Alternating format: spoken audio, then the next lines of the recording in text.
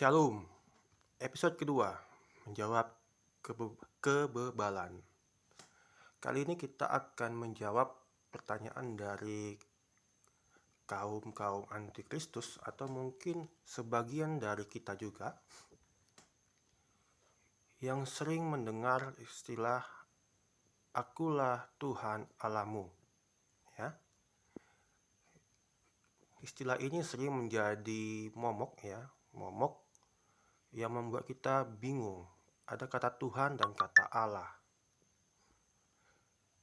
Di situ kita sering dihadapkan dengan pertanyaan, siapakah nama Tuhanmu? Maka akan masuk beberapa paham yang mengatakan nama Tuhan di Alkitab itu adalah Allah. Oke. Tapi apakah sebenarnya itu benar? Oke. Sering ada pertanyaan seperti ini, padahal cuma diajak sembah Allah.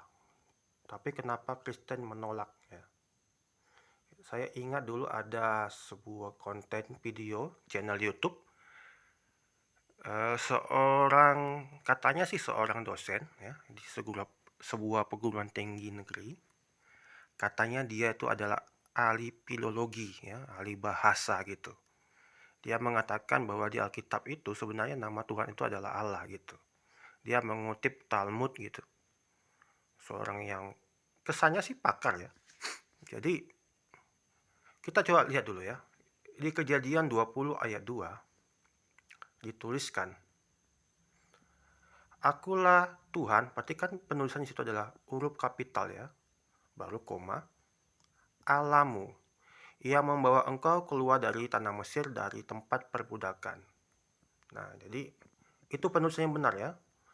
Ya, bukan akulah Allah Tuhanmu, perhatikan. Nah, apa sebenarnya arti kata Tuhan dan kata Allahmu di sini? Nah, coba kita sebentar buka dulu ya kitab Keluaran bab yang ke-20 ayat yang kedua. Ya, Keluaran 20 ayat 1-17 ya. Perhatikan di sini. Lalu Allah mengucapkan segala firman ini. Akulah Tuhan Allahmu. Perhatikan. Tuhan di situ dicetak dengan full kapital ya. Baru koma Allahmu. Ya. Allahmu. Lalu jangan ada padamu Allah lain di hadapanku. Ya. Jangan membuat bagimu patung yang menyerupai apapun yang ada di langit. Ya. Kita perhatikan lagi, ada lagi tulisan Tuhan Allahmu gitu. Di ayat ke-5 gitu.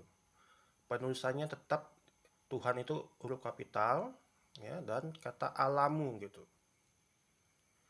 Kita perhatikan lagi.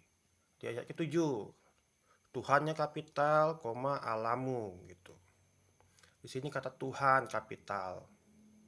Ya. Sini Tuhan Allahmu di ayat ke-10. Ya. Lalu sini Tuhannya kapital. Ya, Tuhan memberkati. Ya, Tuhan Allahmu gitu. Jadi memang kata Allahmu itu ya dan kata Tuhan ini, perhatikan polanya. Tuhan itu selalu dicetak huruf besar ya. Terus itu ada kata Allahmu ya. Nah, apa yang bisa kita dapat dari info ini gitu? Apa sih sebenarnya yang kita dapat dari sini ya? Oke, kita lanjut ke selanjutnya. Mari kita sedikit belajar tentang tata bahasa ya. Pernah dengar yang istilahnya possessive adjective nggak ya? Ya, kata my, your, our, their, his, her, its ya. Kalau kata bukuku itu ketika dibuat ke dalam bahasa Inggris menjadi kata my book. Ketika dia diubah ke bahasa Ibrani, maka dia akan menjadi separi gitu. Tuhanmu menjadi your God. Di Ibrani disebut jadi Eloheka. Baru Allahmu tetap jadi your God ya. Baru dia Eloheka. Perhatikan. kata Allah dan kata Tuhan itu sebenarnya semakna gitu. Ya, jadi kalau kita bicara tentang bahasa Arab itu Allah, ya. Bahasa Inggrisnya God, ya. Bahasa Ibraninya adalah Eloheka, ya. Lalu bahasa Ibrani Elohim, ya. Lalu bahasa Indonesianya adalah kata Tuhan gitu. Nah, kita perhatikan di sana yang namanya posesi adjektif itu selalu melekat pada kata benda, bukan? Ya. Jadi posesi adjektif itu melekatnya pada kata benda, bukan pada nama. Kita ambil contoh, ya. Kata Budi. Budi itu kan nama ya. Nah, jadi nggak bisa kita buat kata budiku gitu. Nggak bisa. Karena Budi itu adalah nama. Jadi tidak bisa ya posesi adjektif itu ditempelkan pada nama. Karena fungsinya apa posesi adjektif tadi? Menggantikan atau menerangkan kepemilikan. Ya. Jadi kalau sudah posesi adjektif, ya ngapain lagi dibuat ada nama di situ gitu. Ya, itu dari segi tata bahasa. Maka kita ambil kesimpulan kata Allah ya dalam penulisan Alkitab itu bukanlah nama. Ya, ya, tetapi kata benda gitu. Nah, maka nama dari Tuhan dalam Alkitab itu bukan Allah gitu. Ya, nama Tuhan kita itu di Alkitab bukan Allah karena kita selalu menggunakan pola Alamu, Allahku, ya kan? Oke. Lalu siapa nama Allah kita sebenarnya? Ya, ini adalah tabel untuk penggunaan posesif adjektif. Ya, ada kata my, ya. Lalu ada i di Ibrunya. Kalau dia singular, kalau dia plural, jamak jadi inu gitu. Kata your menjadi ka, ya. Kalau single, kalau jamak jadi hem gitu. Jadi kalau kata contoh nih buku saya ya, sefer ya, menjadi sefari.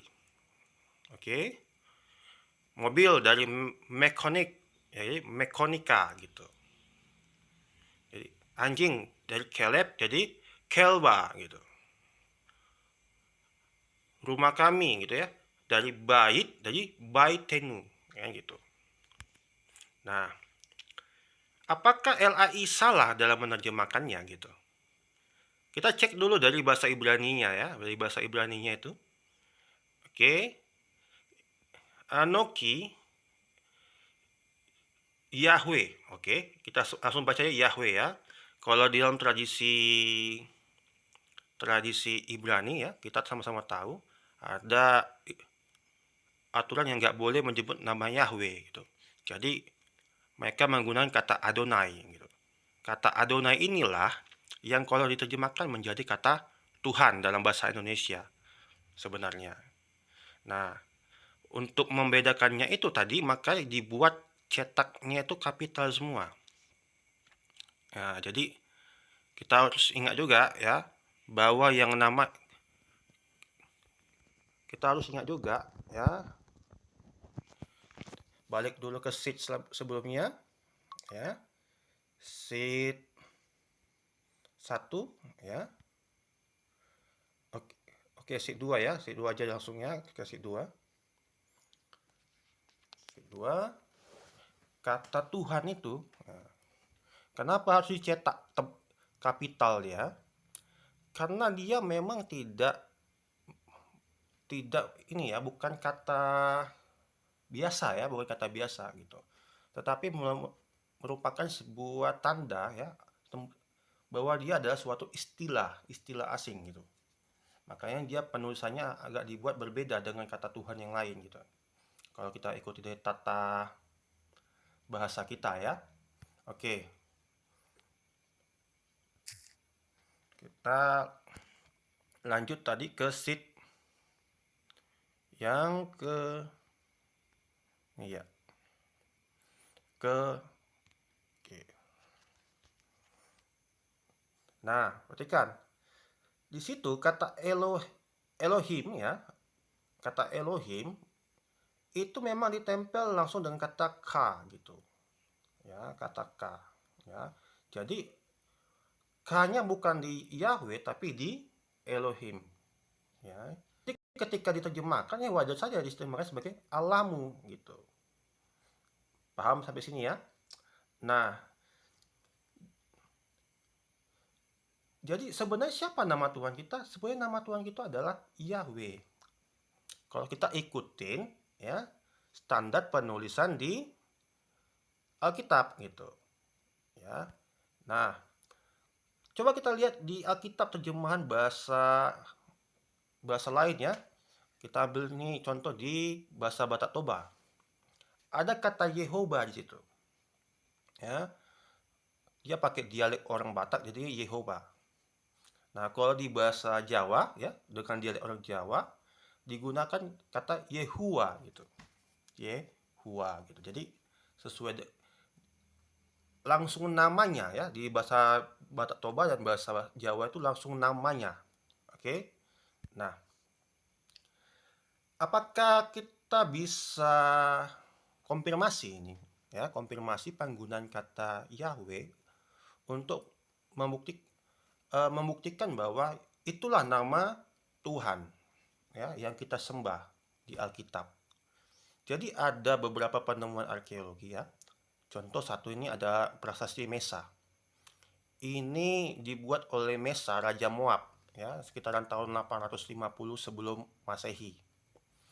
Ya, jadi dia ini dulu pernah kalah ya sama Israel, lalu memberontak dan akhirnya menang. Ya, menang mengalahkan dinasti Daud.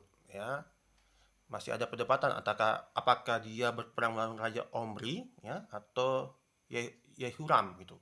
Kita belum bisa pastikan karena memang timelinenya itu kan kita belum begitu paham ya di Alkitab dengan di prasasti ini gitu. Nah, di situ ya dicantumkan nama Yahweh sebagai Allah Israel, ya, Allah dari dinasti Daud, ya. Oke. Selanjutnya ada penemuan ya, penemuan dari koin perak gitu. Koin perak ini biasanya digunakan untuk ini ya, persembahan di Bait Allah ya. Oke. Ini dari abad keempat sebelum Masehi. Itu ada gambar manusia ya, sosok yang duduk di atas uh, kursi dengan sayap, lalu di atasnya ada dia sambil memegang burung dan ada tulisan Yahweh di situ. Oke, ini menunjukkan bahwa ya kata Yahweh memang sudah digunakan ya untuk merujuk kepada nama Tuhan gitu di abad keempat. Lalu kita lihat juga ada sebuah penemuan di Soleb ya, sebuah kuil kuno di Soleb. Ini diperkirakan dibangun sekitaran abad ke-14 awal sebelum Masehi oleh Firaun Amenhotep III. Jadi ada pilar di situ yang kita nggak tahu kenapa dituliskan di situ Sasu Yahweh gitu. Ya, kebetulan dituliskan di situ Sasu Yahweh. Kita belum bisa ambil kesimpulan apa hubungan Amenhotep III dengan Yahweh. Tapi jelas di bangunan yang dibangun beliau ada kata Yahweh. Lalu kita ada sebuah surat ya. Ya, surat ini ditemuin di Lakis ya. Jadi ini ditujukan kepada seorang yang bernama Yaus. Nah, Yaus gitu. Jadi di dalam surat itu selalu dituliskan semoga Yahweh. Semoga Yahweh. Ini dari tahun 590 sebelum Masehi. Artinya begini. Alkitab kita ya betul menuliskan menyembah Allah ya, menyembah Allah. Tapi Allah kita itu punya nama yang bernama Yahweh. Jadi ada memang eh, agak beririsan dengan agama lain ya, yang kebetulan juga pakai frase Allah gitu. Tetapi apakah Allah kita sama dengan Allah mereka? Beda ya. Beda sekali. Kenapa? Di agama sana kata Allah itu digunakan sebagai nama. Ya, kata Allah itu digunakan sebagai nama pribadi dari Tuhan yang mereka sembah. Sementara di kita Alkitab kita memperlakukan kata Allah tadi sebagai kata benda. Ya, sebagai kata benda. Jadi itu bukan nama, namanya adalah Yahweh. Oke, nah saya punya gambaran, ya kita baca dulu sebentar di kitab Ulangan, ya pasal ke-13. Ya, kita mulai ayat pertama. Oke, kita simak dulu baik-baik apa yang diperingatkan Yahweh Allah kita tentang kata Allah itu sendiri. Ya, kita harus simak baik-baik.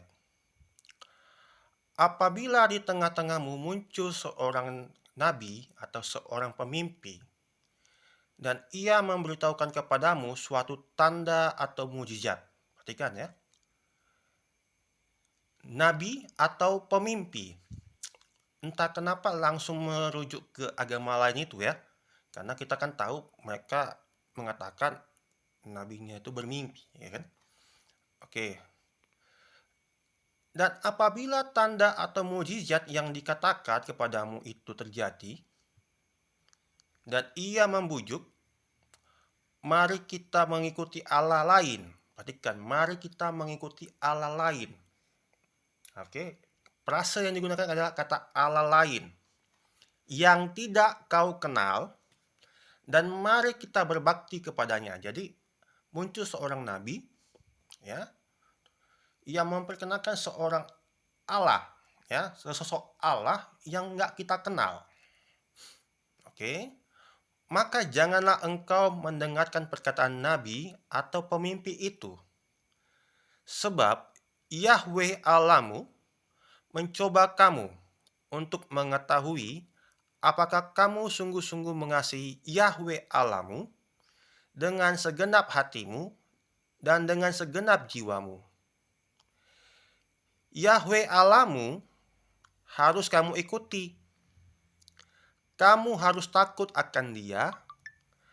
Kamu harus berpegang pada perintahnya. Suaranya harus kamu dengarkan. Kepadanya harus kamu berbakti dan berpaut. Ya. Nabi atau pemimpi itu haruslah dihukum mati karena ia telah mengajak murtad terhadap Yahweh Allahmu yang telah membawa kamu keluar dari tanah Mesir, yang menebus engkau dari rumah perbudakan dengan maksud untuk menyesatkan engkau dari jalan yang diperintahkan Yahweh Allahmu kepadamu untuk dijalani. Demikianlah harus kau hapus kan yang jahat itu dari tengah-tengahmu.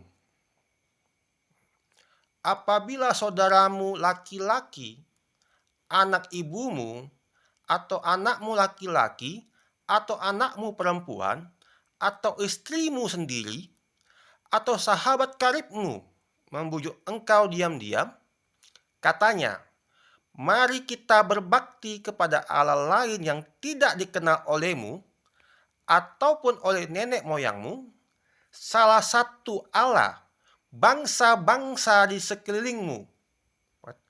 Entah kenapa kita harus jadi teringat ya,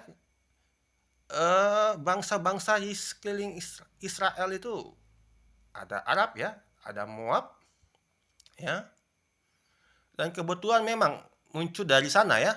Oke, baik yang dekat kepadamu maupun yang jauh daripadamu, dari ujung bumi ke ujung bumi, maka janganlah engkau mengalah kepadanya dan janganlah mendengarkan dia. Janganlah engkau merasa sayang kepadanya. Kata sayang itu ya, jangan merasa sayang itu. Oke, Saya jadi teringat sebuah cerita mereka ya, oke, tentang bagaimana nabi mereka menyatakan dirinya disayangi oleh kaum kita. Oke, janganlah mengasihani dia dan janganlah menutupi salahnya. Oke.